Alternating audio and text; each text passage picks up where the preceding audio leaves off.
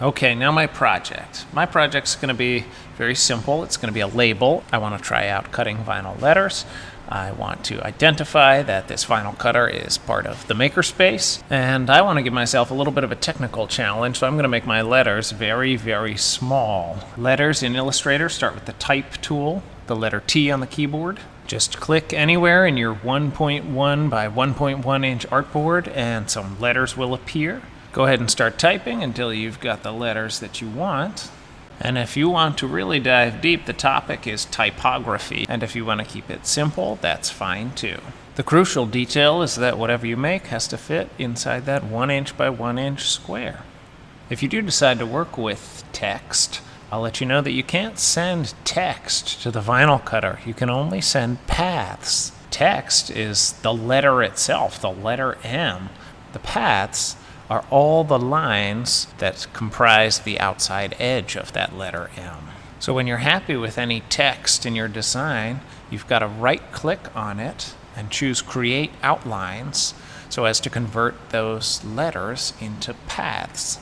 And I can confirm that my letters are now paths by choosing the Direct Selection tool, the solid arrow just below the normal selection tool. And I can use this tool to click on the edges of my letters and see the control vertices that actually reveal them to be paths.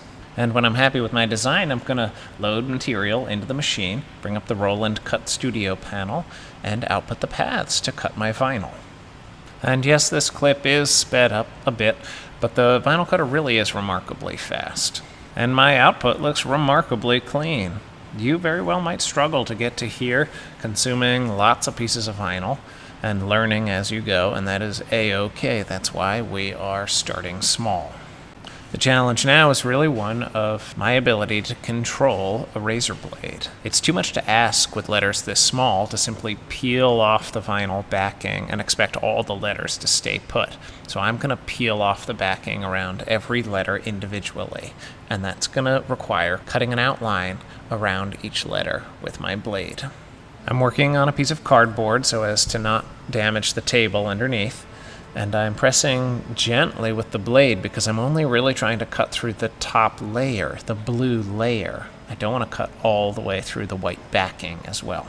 And with the first letter, I am taking my time to get to know how this material responds. I'm peeling up a corner and asking, does the letter come with it?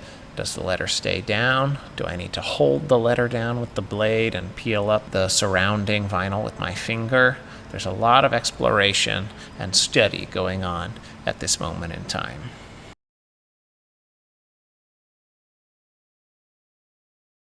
And after studying what that letter T needs to survive this process, I breathe a sigh of relief and move on to letter after letter after letter, until there are just 3 tiny interior cavities left to remove, and then I am done. But how do I get these tiny little letters off their vinyl backing and onto the vinyl cutter where I want them to live? Well, a bit of painter's tape goes over the top, giving them a temporary registration plane. Registration just means that they will stay as they are now, unrotated and unjostled in relation to each other.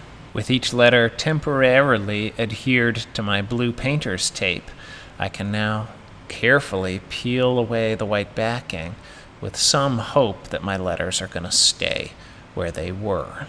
Notice how slowly I am going through this peel-off process. The more invested, the more time you invest in your projects, the more you're going to want to slow down your processes so as to not sacrifice that invested time. Great, I'm ready to adhere my vinyl lettering. One sneaky little trick that I deployed when putting on my painter's tape is I made sure that the bottom edge of that painter's tape was parallel to my lettering. This gives me a way to know that my letters are going to be running along the line that I desire them to run along when I stick them to the surface.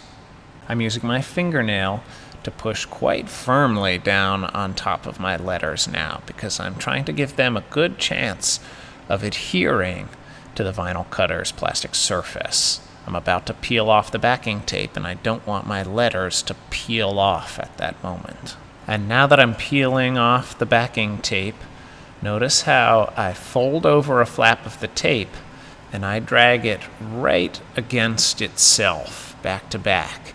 I'm not pulling up into the air. This risks ripping the letters off of the surface. I'm folding it all the way over, 180 degrees over on top of itself, and then peeling it, rolling it slowly backwards, ensuring that every letter stays put during this final crucial stage. Oh my goodness, it worked. Great. Now go make your own miniature piece of art. Have fun.